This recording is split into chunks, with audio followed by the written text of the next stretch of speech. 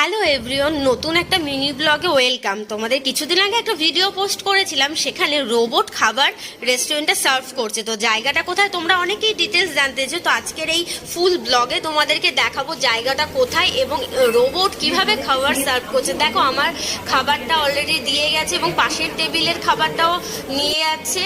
তার নাম হচ্ছে অনন্যা, আর অনন্যা হচ্ছে এখানে এই রোবট, সে খাবার প্রত্যেকটা টেবিলে সার্ভ করছে। তো আমি আজকে এখানে অর্ডার দিয়ে দিয়েছিলাম চিকেন গারগারা আর হচ্ছে পোলাও আর বিরিয়ানি।